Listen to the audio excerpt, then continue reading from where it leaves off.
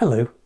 The death of the childless Habsburg King of Spain, Charles II in 1700, led to a struggle for control of the Spanish Empire between rival heirs Philip, grandson of Louis XIV of France, and the Holy Roman Emperor Charles of Austria. Potentially unifying the crowns of France and Spain threatened the balance of power in Europe.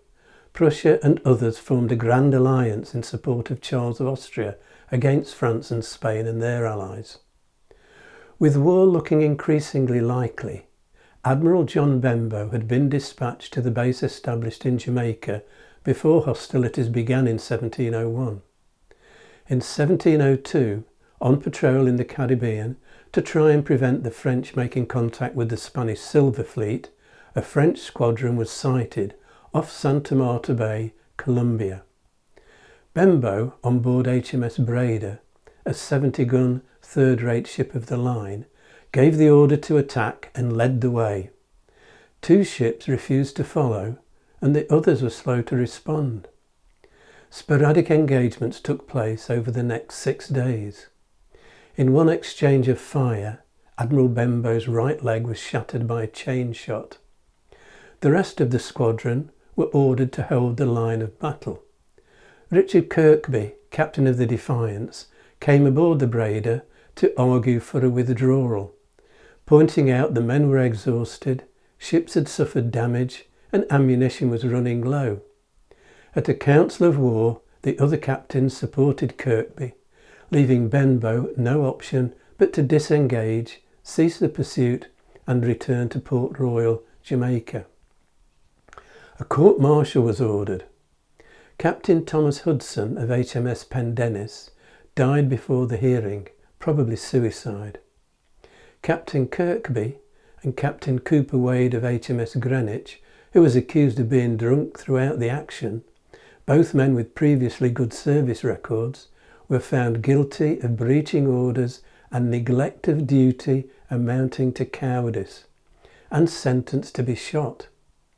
Captain John Constable of HMS Windsor was convicted of drunkenness and a lesser breach of orders and sentenced to imprisonment. Benbow testified on behalf of Christopher Fogg, his captain on the Breda, and Fogg and Samuel Vincent of HMS Falmouth were suspended but permitted to return to service later. Captain George Walton of HMS Ruby had been ordered to return to port after his vessel was badly damaged before the Council of War was held and consequently did not face charges. Benbow's injured leg was amputated, but he died of complications. Captains Kirkby, Wade and Constable returned to England aboard HMS Bristol, where the sentences handed down at the court-martial were confirmed by Queen Anne. Richard Kirkby and Cooper Wade were shot on board the Bristol in Plymouth Harbour. John Constable was imprisoned in the infamous Marshalsea jail in Southwark.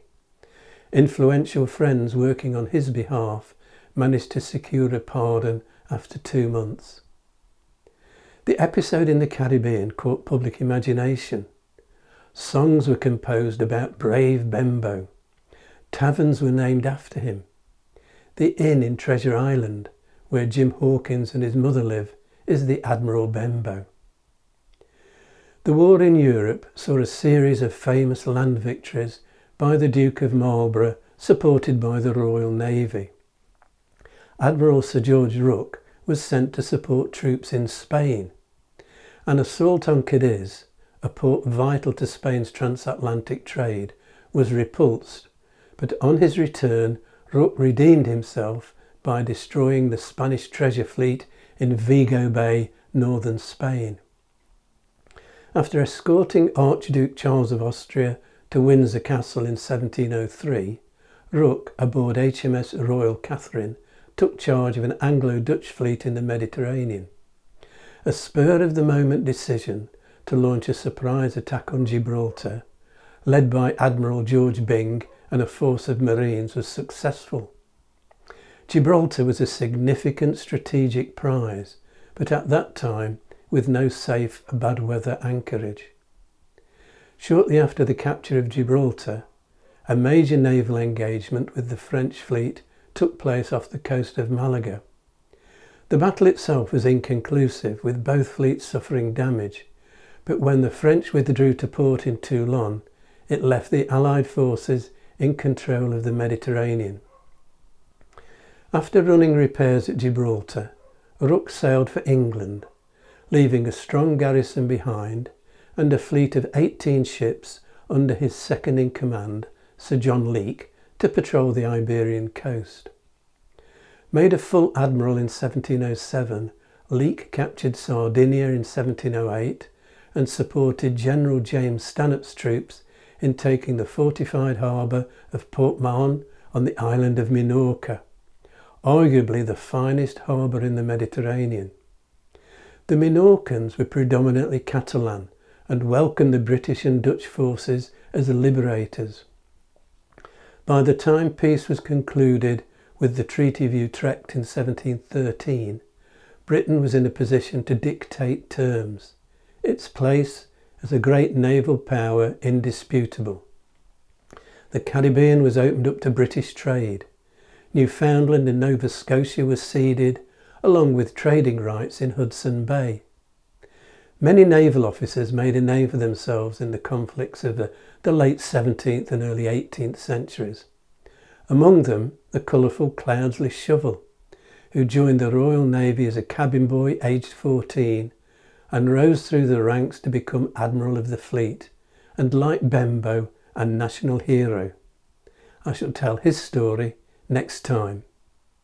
If you've enjoyed this video, hit the like and subscribe buttons and click on the notification bell to be informed when the next video is available, or you can subscribe by clicking on the rose window over my shoulder.